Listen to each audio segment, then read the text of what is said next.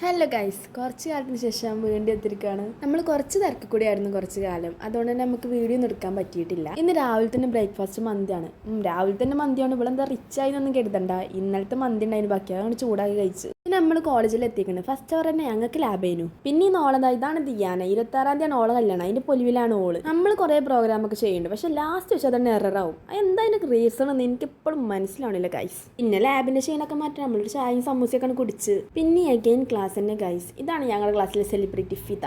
പിന്നെ നമുക്ക് ഫുഡ് കഴിക്കാനായിട്ടോ നോക്കുമ്പോൾ എല്ലാവർക്കും വെച്ച് അതും അങ്ങനെയാണ് കഴിച്ച്. പിന്നെ നമ്മൾ ലാബിക്ക് തന്നെയാണ് പോയി. ക്ലാസ് കഴിഞ്ഞ സന്തോഷത്തിൽ ഷെർബൊക്കെ ഉണ്ട് ക്ലാസ്സിൽ തന്നെ കടന്നുറങ്ങണം. പിന്നെ ക്ലാസ് കഴിഞ്ഞ ഇവിടെ NSS ടീംസ് ഫുൾ ഉണ്ടാവും ഇവിടെ. അപ്പോൾ അവിടെ കുറച്ച് നേരം വർത്താനം പറഞ്ഞിരുന്നു ഞങ്ങൾ. പിന്നെ നേരെ ജാംജും പോയി. പിന്നെ അവിടുന്ന് കുറച്ച് തിന്നാനൊക്കെ സാധനം വാങ്ങിയിട്ട് കുറച്ച് അങ്ങനെ നടന്ന്. പിന്നെ ഈ നോളതാക്കണം വീഡിയോ എടുക്കുന്നുണ്ടാകുന്നപ്പോൾ ഇങ്ങനെ മെയിനാവുക. പിന്നെ ഓളെ പൂതല്ലേ, അതാണ്ട് നടക്കട്ടെ എന്ന് ഞാനും കരുതി.